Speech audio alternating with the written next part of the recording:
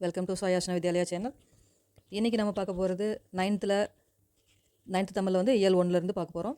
Topic பார்த்திங்கன்னா மொழி, திராவிட மொழி குடும்பம், இதில் தமிழ் ஓவியம் 2 பார்க்குறோம். அமுதென்று பேர், இதில் தமிழ் விடுத்தூது, வளரும் செல்வம், தொடர் இலக்கணம், இதை பற்றியெல்லாம் நம்ம இப்போ பார்க்க போகிறோம். ஓம் ஸ்ரீ சாய்ராம். 9th இயல் 1 உரைநடை பார்க்க போகிறோம். இதில் திராவிட மொழி குடும்பம். உலக மொழிகள் எல்லாம் அவற்றின் பிறப்பு, தொடர்பு, அமைப்பு, உறவு ஆகியவற்றின் அடிப்படையில் எதுவாக பிரிக்கப்பட்டுள்ளன? மொழி குடும்பங்கள். இந்தியாவில் பேசப்படும் மொழிகளின் எண்ணிக்கை 1300க்கும் மேற்பட்டது. மொழிகளை இந்தியாவின் டேஸ் மொழி குடும்பங்களாக பிரிக்கின்றனர். 4 இந்தோ ஆசிய மொழிகள், திராவிட மொழிகள், ஆஸ்திரேலிய ஆசிய மொழிகள், சீன திபெத்திய மொழிகள். இந்திய நாட்டை மொழிகளின் காட்சி சாலை என்று கூறியவர் சா அகத்தியலிங்கம். உலகின் பழமையான நாகரிகங்களுள் இந்திய நாகரிகமும் ஒன்று என்று எந்த அகழாய்வுக்கு பின்னர் உறுதி செய்யப்பட்டது? மொகஞ்சதாரோ, ஹரப்பா. இது திராவிட நாகரிகத்தை சேர்ந்தது.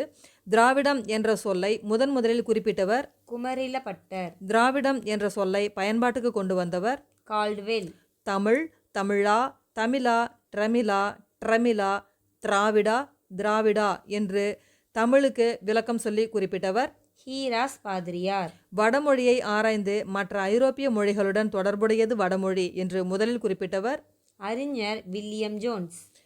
முதலில் தமிழ், தெலுங்கு, கன்னடம், மலையாளம் போன்ற மொழிகள் தனி ஒரு மொழி குடும்பத்தை சார்ந்தவை என்ற கருத்தை முன்வைத்தவர் பிரான்சிஸ் எல்லிஸ். தமிழ், தெலுங்கு, கன்னடம், மலையாளம் போன்ற மொழிகளை ஒரே இனமாக கருதி தென்னிந்திய மொழிகள் என்று பெயரிட்டவர் பிரான்சிஸ் எல்லிஸ். தமிழ், தெலுங்கு, கன்னடம், மலையாளம், மால்தோ, தோடா, கோண்டி முதலான மொழிகள் அனைத்தையும் இணைத்து ஹோக்கன் என்பவர் தமிழியன் என்று பெயரிட்டார். இக்கருத்தை ஏற்றுக்கொண்டவர் மார்க்ஸ் முல்லர். திராவிட மொழிகளின் ஒப்பிலக்கணம் என்ற நூலை கால்டுவெல் எழுதிய ஆண்டு 1856. திராவிட மொழி குடும்பம் மொழிகள் பரவிய நில அடிப்படையில் எத்தனையாக வகைப்படுத்தப்பட்டுள்ளது? 3. தென் திராவிட மொழிகள், நடு திராவிட மொழிகள், வட திராவிட மொழிகள். தென் திராவிட மொழிகள் என்பவை தமிழ், கன்னடம், மலையாளம் முதலியானவை. நடு திராவிட மொழிகள் என்பவை தெலுங்கு முதலியான மொழிகள். வட திராவிட மொழிகள் என்பவை பிராகுயி முதலியானவை. திராவிட மொழிகளின் ஆய்வுக்கு பங்களிப்பு செய்தோரில் குறிப்பிடத்தக்கவர்கள் Caldwell Sten Konow, K V. Subbaiah, S V. Ramaswamy, L V. Ramaswamy, Burrow Emeneau, Kamil Zvelebil Andronov, தேபோ மீனாட்சி சுந்தரம் முதலானவர்கள். தென் திராவிட மொழிகள் என்பவை தமிழ், மலையாளம், கன்னடம், கொடகு அப்படின்னு சொல்லுவாங்க, துளு, கோத்தா, தோடா, கொரகா, இருளா ஆகிய 9 மொழிகள் சேர்ந்தது தென் திராவிட மொழிகள். நடு திராவிட மொழிகள் 12 மொழிகள் உள்ளடக்கியது.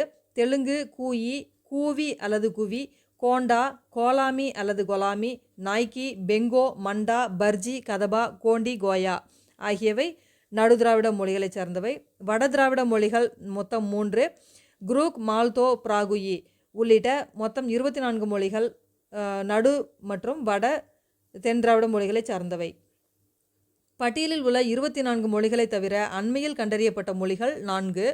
அவை எருகலா, தங்கா, குறும்பா, சோழிகா ஆகியவை 24. பின்னர் அண்மையில் கண்டுபிடிக்கப்பட்ட மொழிகள் 4, மொத்தம் 28 மொழிகள். சொற்களில் இன்றியமையாத பகுதிகள் 2. வேர்ச்சொல், அடிச்சொல். தமிழ் வடமொழியின் மகள் அன்று, அது தனி குடும்பத்திற்கு உரிய மொழி. சமஸ்கிருத கலப்பின்றி அது தனித்து இயங்கும் ஆற்றல் பெற்ற மொழி. தமிழுக்கும் பிற மொழிகளுக்கும் தொடர்பு இருக்கலாம் என்று கூறியவர் கால்டுவெல். திராவிட மொழிகளில் டேஸ் பெயர்களும் அடிச்சொற்களும் ஒன்று போலவே அமைந்துள்ளன. எண்ணு பெயர்கள். திராவிட மொழிகளில் எதன் தன்மையை ஒட்டி பால் பாகுபாடு அமைந்துள்ளது? பொருள்களின். ஆனால் வடமொழியில் திராவிட மொழிகளில் பொருள்களின் தன்மையை ஒட்டி பால் பாகுபாடு அமைந்துள்ளது. ஆனால் வடமொழியில் அவ்வாறு அமையவில்லை. திராவிட மொழிகளின் பழமையான இலக்கிய இலக்கண நூல்கள். நூல் தமிழ் நூல், இலக்கியம் சங்க இலக்கியம், இலக்கணம் தொல்காப்பியம். சங்க இலக்கியங்கள் எழுதப்பட்ட காலம் கிமு 5ஆம் நூற்றாண்டு முதல் கிபி 2ஆம் நூற்றாண்டு வரை. இதற்கான ஆதாரம் தமிழ் இலக்கிய வரலாறு, மூவா எழுதிய நூல். கன்னடம் இதற்கான இலக்கியம் கவிராஜ மார்க்கம், இலக்கண நூல் கவிராஜ மார்க்கம். எழுதப்பட்ட காலம் கிபி 9ஆம் நூற்றாண்டு. தெலுங்கு மொழிக்கு இலக்கியம் பாரதம். இலக்கண நூல் ஆந்திர பாஷா பூசணம். எழுதப்பட்ட காலம் கிபி 11ஆம் நூற்றாண்டு. கன்னடம், தெலுங்கு ஆகிய நூல்களுக்கான ஆதாரம் இந்திய இலக்கண கொள்கைகளின் அடிப்படையில் தமிழ் இலக்கணம். எழுதியவர் சேவை சண்முகம். மலையாளம் இதுக்கான இலக்கிய நூல் ராமசரிதம், இலக்கண நூல் லீலாதிலகம், எழுதப்பட்ட காலம் கிபி 12ஆம் நூற்றாண்டு. இதற்கான ஆதாரம் மலையாள இலக்கிய வரலாறு. பணத்தாளில் தமிழ் மொழி இடம்பெற்றுள்ள நாடுகள். மொரீஷியஸ், இலங்கை. கவிதை பேழை தமிழ் ஓவியம். எழுதியவர் ஈரோடு தமிழன்பன். காலம் பிறக்கும் முன் பிறந்தது தமிழே, எந்த காலமும் நிலையாய் இருப்பதும் தமிழே. அகமாய் புறமாய் இலக்கியங்கள் மானிட மேன்மையை சாதித்திட குரல் மட்டுமே போதுமே ஓதினட. சித்தர் மரபிலே தீதருக்கும் புது சிந்தனை வீச்சுகள் பாய்ந்தனவே, புது கோலம் புனைந்து தமிழ் வளர்ப்பாய் ஆகிய வரிகள் இடம்பெற்றுள்ள நூல் தமிழ் ஓவியம். எழுதியவர் ஈரோடு தமிழன்பன். தமிழ் ஓவியம் என்னும் கவிதை நூலை எழுதியவர் ஈரோடு தமிழன்பன். தமிழ் ஓவியம் கவிதை குறித்து முன்னுரையில் ஒரு பூவின் மலர்ச்சியையும் ஒரு குழந்தையின் புன்னகையையும் புரிந்து கொள்ள அகராதிகள் தேவைப்படுவதில்லை, பாடலும் அப்படித்தான் என்று குறிப்பிட்டவர் ஈரோடு தமிழன்பன். ஈரோடு தமிழ் அன்பனின் எந்த நூல் சாகித்ய அகாடமி விருது பெற்றது? 2004ஆம் ஆண்டுக்கான விருது வணக்கம் வள்ளுவ என்ற நூல் பெற்றுள்ளது. தமிழ் அன்பன் கவிதைகள் தமிழக அரசின் பரிசு பெற்றுள்ள நூல். இவரது கவிதைகள் எந்தெந்த மொழிகளில் மொழிபெயர்க்கப்பட்டுள்ளன? இந்தி, உருது, மலையாளம், ஆங்கிலம் உள்ளிட்ட மொழிகளில். ஈரோடு தமிழன்பனின் கவிதை வடிவங்கள் ஹைக்கூ, சென்றியூ, லிமரைக்கூ, புது கவிதை, சிறு கதைகள். இனிமையும் நீர்மையும் தமிழனலாகும் என்று கூறும் நூல் பிங்கள நிகண்டு. யாமறிந்த மொழிகளிலே தமிழ் மொழி போல் இனிதாவது எங்கும் காணோம் என்று பாடியவர் பாரதியார். உலக தாய்மொழி தினம் பிப்ரவரி 21. தமிழை ஆட்சி மொழியாக கொண்ட நாடுகள் இலங்கை, சிங்கப்பூர். கவிதை பேழை தமிழ் விடு தூது. தூதின் வாயில்கள் யாவை? கிளி, அன்னம், விரலி, பணம், தந்தி. தமிழையே தூது பொருளாக்கியுள்ள நூல் தமிழ் விடு தூது.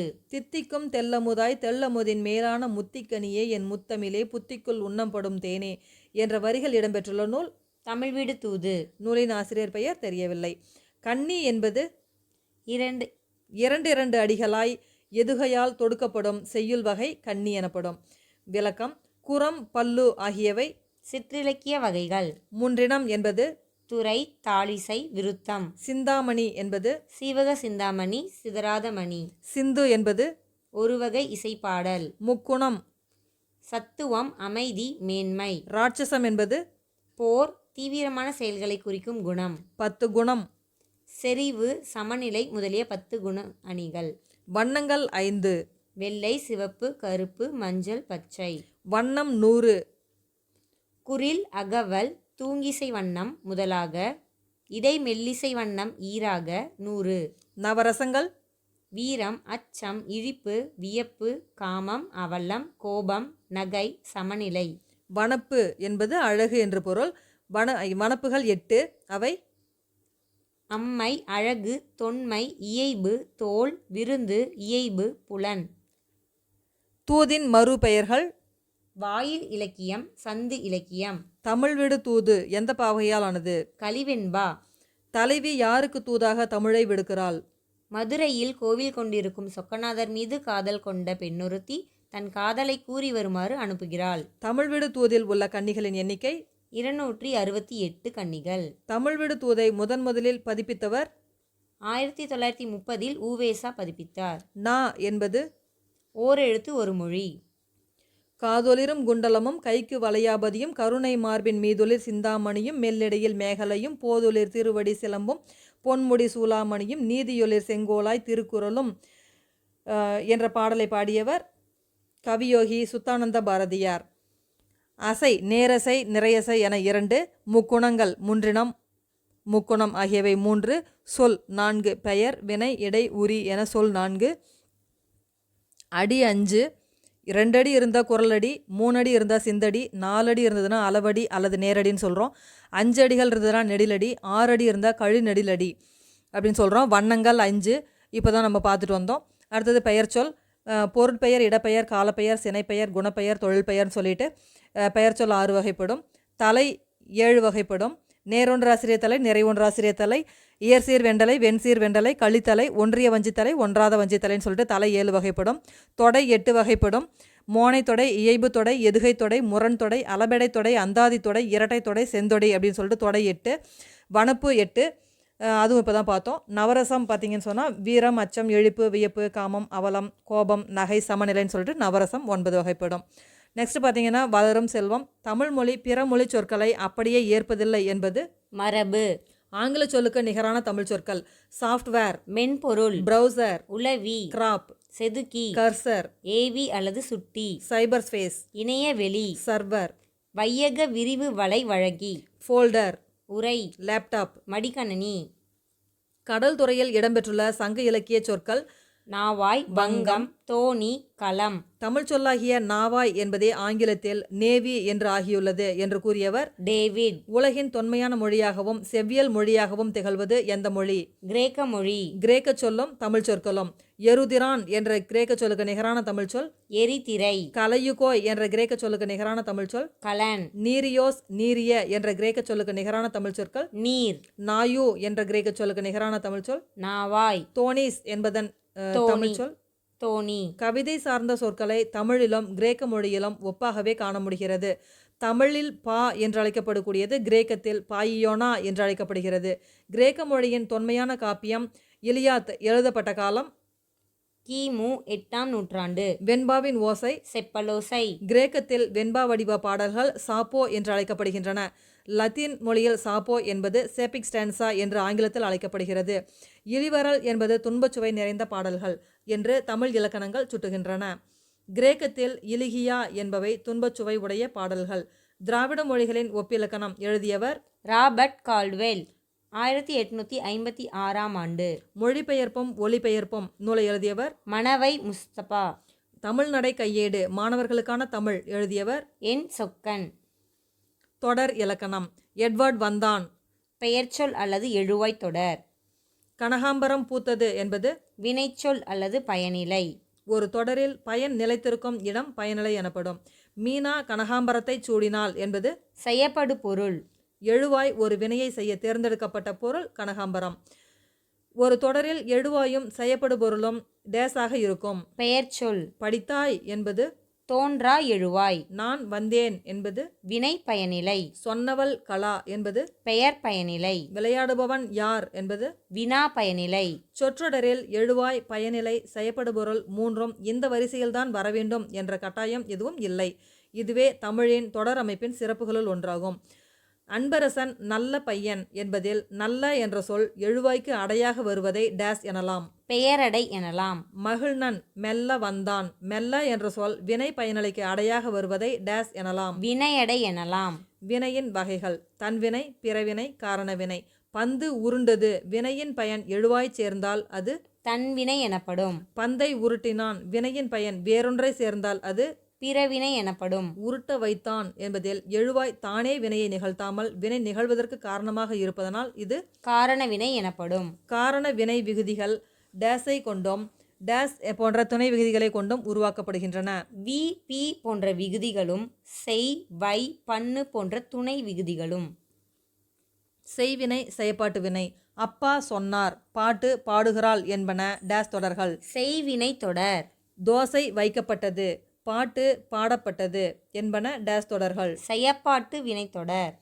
செயப்பாட்டு வினைச்சொற்கள் படு, உன், பெரு ஆகியவை துணை வினைகள். ஆயிற்று, போயிற்று, போனது போன்ற துணை வினைகள் எச்சங்களுடன் சேர்ந்து செயப்பாட்டு வினைகளை உருவாக்குகின்றன. தொடர் வகைகள். தொடர் வகைகள் 9. எழுவாய் தொடர், வினைமுற்று தொடர், வேற்றுமை தொடர். வேற்றுமை தொடர் பார்த்தீங்கன்னா அந்த 8 வேற்றுமைகள் இருக்கு இல்லையா, அது ஐ, ஆல், கு, இன்னது, கண் அந்த மாதிரி சொல்லுவோம். விழித்தொடர், தெரிநிலை வினையெச்ச தொடர், குறிப்பு வினையெச்ச தொடர், இதனை வினை அடைத்தொடர் அப்படின்னு சொல்லலாம்.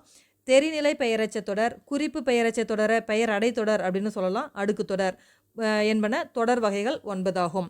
பயன்பாட்டு தொடர்கள் தன்வினை தொடர், பிறவினை தொடர், செய்வினை தொடர், செயப்பாட்டு வினைத்தொடர், உடன்பாட்டு வினைத்தொடர், எதிர்மறை வினைத்தொடர், செய்தித்தொடர், உணர்ச்சி தொடர், வினா தொடர், கட்டளை தொடர், பெயர் பயனிலை தொடர் என பயன்பாட்டு தொடர்கள் 11. செய்யப்படு பொருளை செய்பவரை முதன்மைப்படுத்தும் வினை செய்வினை ஆகும். செய்யப்படு பொருளை முதன்மைப்படுத்தும் வினை செயப்பாட்டு வினை. கலைச்சொற்கள் உருபன், மார்ஃபீம், ஒளியன், ஃபோனீம், ஒப்பிலக்கணம், கம்பேரட்டிவ் கிராமர், பேரகராதி, லெக்சிகான், பாடல் விறகு நான் வண்டமிலே உன் அருள் வாய்த்த பிறகு நான் வீணையாய் போனேன். சிறகு நான் சின்னதாய் கொண்டதொரு சிற்றீசல் செந்தமிழே நின்னால் விமானமானேன் நான். தருவாய் நிழல்தான் தருவாய் நிதம் என் வருவாய் என நீ வருவாய். ஒருவாய் உணவாய் உல தமிழே ஓர்ந்தேன் நீ பாட்டு கனவாய் வழிவரும் காற்று. பாடலை எழுதியவர் கவிஞர் வாலி. உலக தாய்மொழி நாள் பிப்ரவரி 21. பாடல் விரிகின்ற நெடுவானில் கடற்பரப்பில் விண்ணோங்கு பெருமலையில் பள்ளத்தாக்கில் பொழிகின்ற புனலருவி பொழிலில் காட்டில் புல்வெளியில் நல்வயலில் விலங்கில் புல்லில் தெரிகின்ற பொருளிலெல்லாம் திகழ்ந்து நெஞ்சில் தெவிட்டாத நுண் பாட்டே தூய்மை ஊற்றே அழகு எனும் பேரொழுங்கே மெய்யே மக்கள் அகத்திலும் நீ குடியிருக்க வேண்டுவேனே என்ற பாடலை பாடியவர் மா. லே. தங்கப்பா. நன்றி.